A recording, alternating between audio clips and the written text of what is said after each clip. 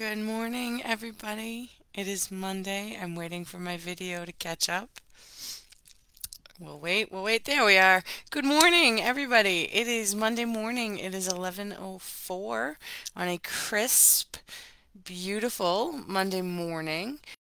We had some snow here over the weekend, but I got the privilege of never stepping foot outside once from Thursday evening till Sunday night. Like I literally didn't even step outside of the door, and and I came home and my walkway was shoveled. I was so thrilled. I don't know which of my neighbors did it, but I am incredibly grateful for their chivalrousness. These are the same guys who I have two families that live on either side of me, and the dad or the son in both of those families takes in my trash barrel almost every week. And every once in a while, if I get home early, I will take the trash barrels in for the both of them.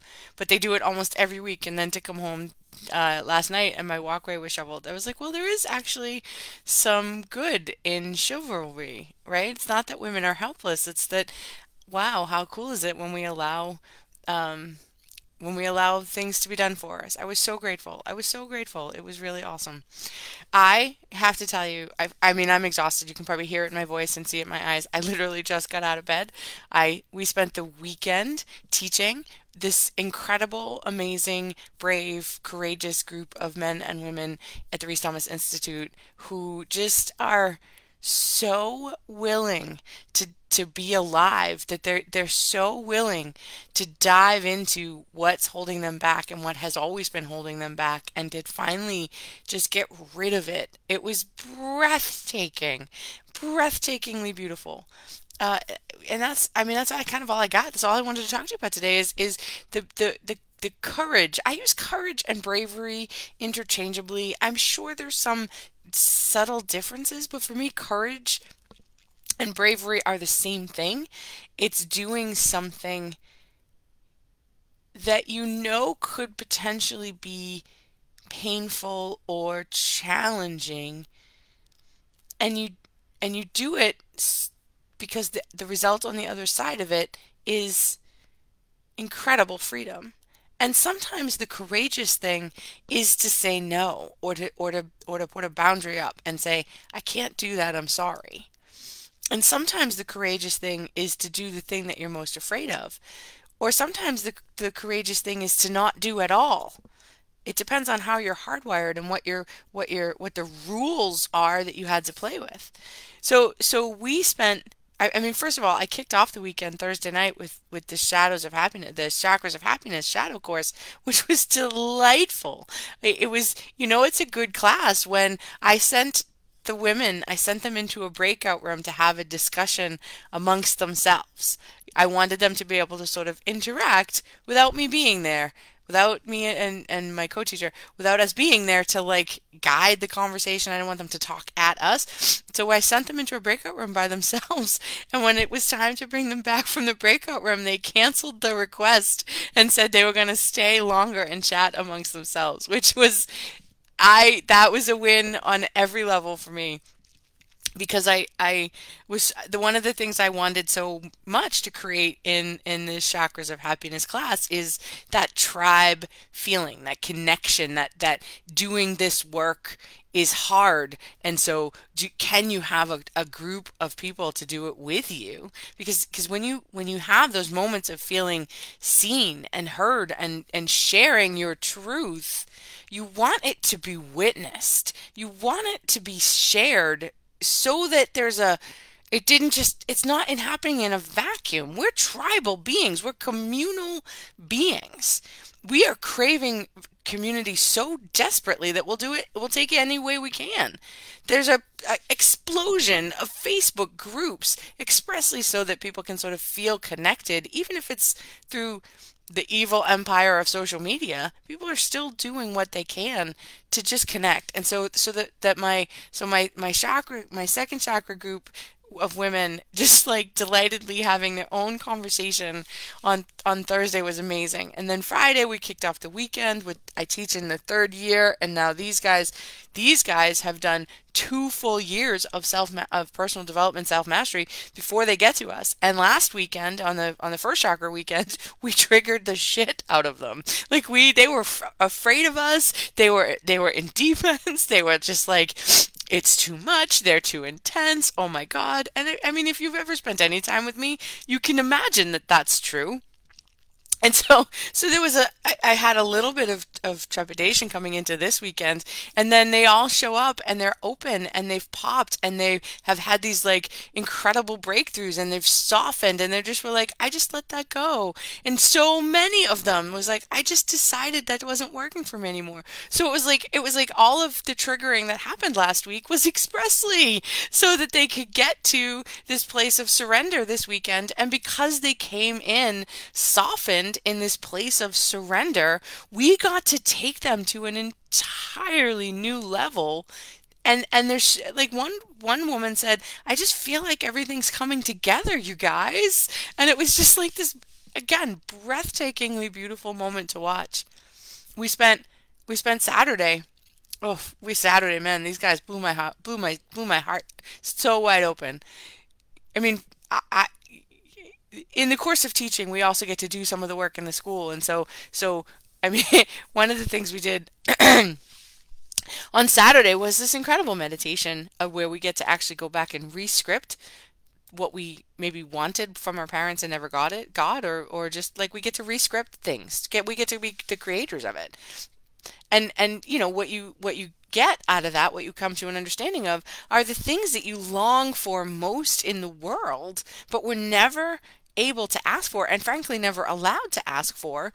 And those are the things that run our lives. That's how the shadow gets built. That's how we create all this defenses and drama, right? It's like we were never, and it's not because our parents were bad. It's not because they did terrible things to us. I mean, sometimes parents did terrible things to us, but sometimes it wasn't. It was just that we weren't allowed to be who we were, and that's a trauma. So anyway, we did this meditation on Saturday, and I've done this meditation 50 times. Like we do this every single year in school. I now teach this meditation, so I've done it. I do it with this every weekend for every year for however long many years I've been in the third year, and that's 5 years, right? I've done this, and I've done it. I did it myself on a 30-day challenge when I was still a student. I did it 30 times. So I've done this at least 50 times, and it never fails. It never fails to bring something up or remind me or show me my next edge. So we did the meditation on Saturday, and I touched something that I longed for with my stepdad that I had no even ability to access until I did this meditation for the 51st time on Saturday. And I was weeping, sideways tears, like just uncontrollable sobbing once again. So I just I just felt it. I just felt all of it, and that just longing. And so then I came to our Saturday class broken wide open anyway. Like I was completely undefended because I had just unearthed this incredible, powerful experience. So I was like the most in my core that I don't know if ever been, but certainly I was the most, probably because it was this thing I had never knew I had. So I was in the most of my core that I could possibly be. And so what we asked them to do on Saturday was we gave them a list of 4 words, and they were random words. They picked a number from 1 to whatever, and we gave the words associated with that number, right? We didn't set this up. We didn't plan this. They picked a number, right? And they all got these 4 words, and they got to look at which of these words had a trigger for them, had some juice, had some power over them, that if someone called them this word or they acknowledged this word in themselves, that would be painful. And there were words like, yes, there were words like bitchy and stingy and loser and stupid, right? But there were also words like irresistible, loved, whole, lush, sensual. And by and large, these were the words that the students struggled with the most.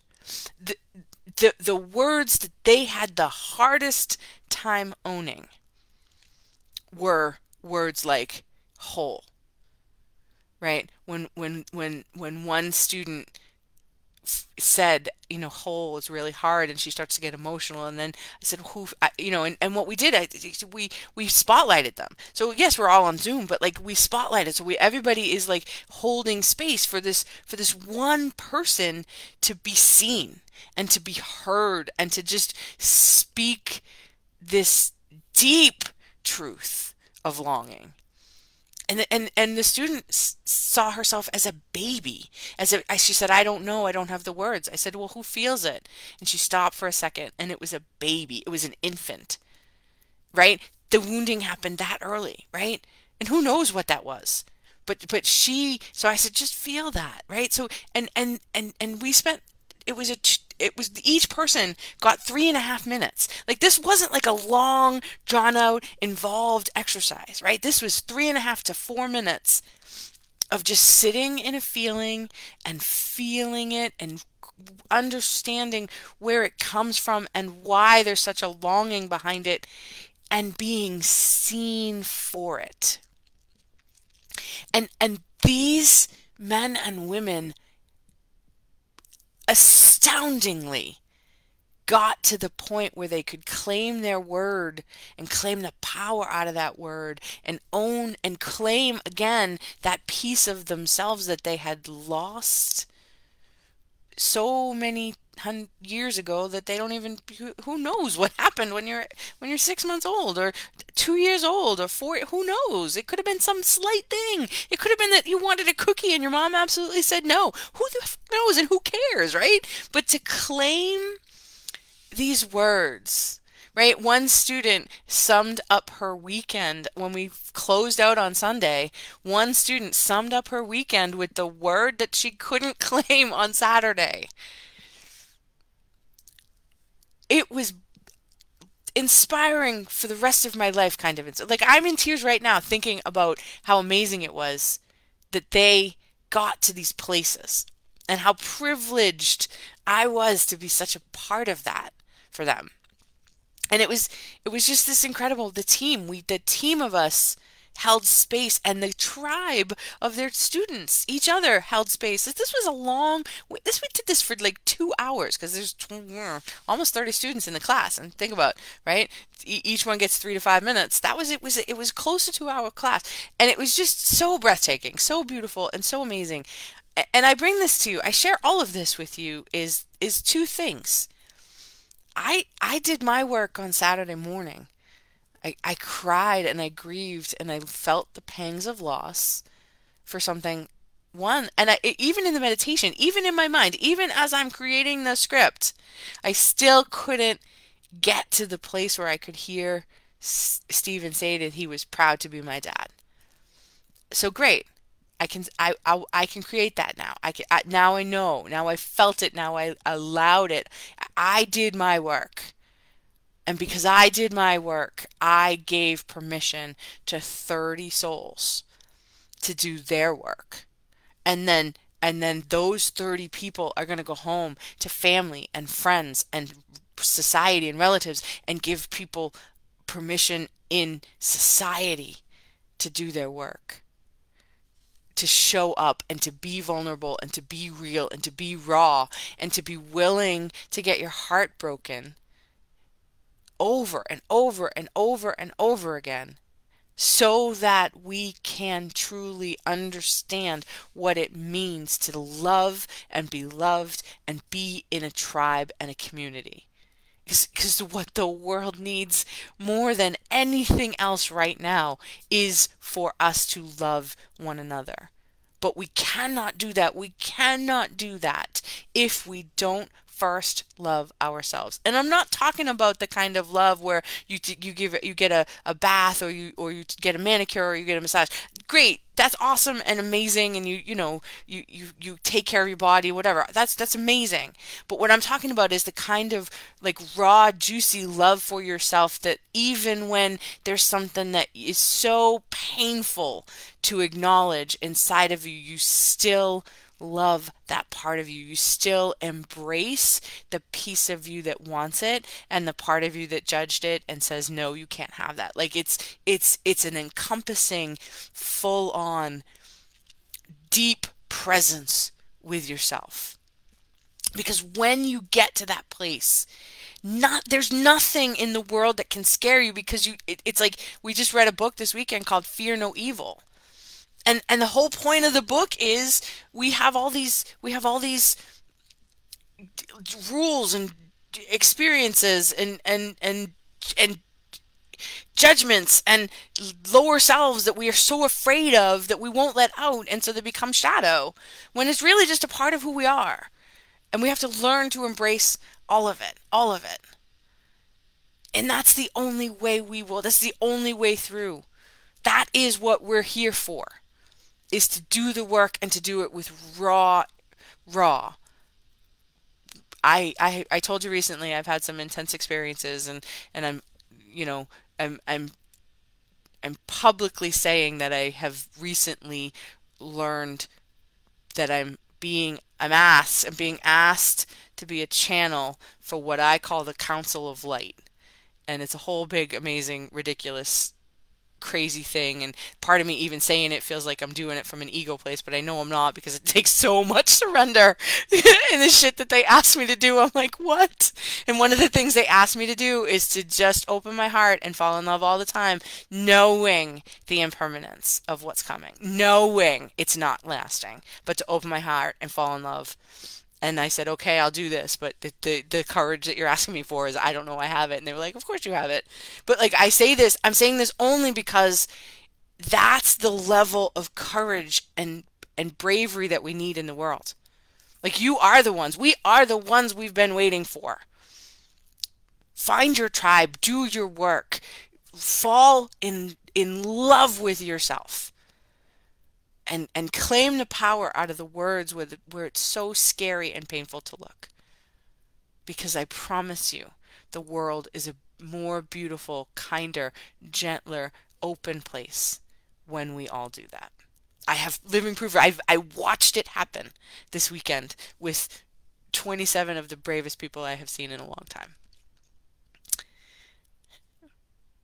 Patty, you're right. This weekend was amazingly powerful. Thank you. Yes, it's so true. Anyway, if you've joined us live, say hi. Let me know who you are, where you're at. If you don't know how to do this, find a way. Work with me, work with a coach, work with a healer. Find a teacher who inspires you and do the work. Find a tribe. Create a tribe. I'm going to be doing a whole bunch of classes at the end of, like, probably the end of January, beginning of February. I'm probably going to do an archetype class, actually, which I'm kind of super excited about. Thanks to Patty for that idea. And I think I'm going to do a class on Ho'oponopono and surrender. Good morning, Kelly. How are you? Stephanie, you are amazing. I am honored to have you in my life as well. Thank you. So keep an eye on this space. I've got a whole bunch of stuff coming up towards the spring, when we can finally actually get together, I think, in person, when things are slowing down with the virus. I'll be doing some in-person stuff too. But I mean it sincerely. Do your work, because the world needs you. The world needs your light more than ever right now. I love you all. Happy Monday. Mwah.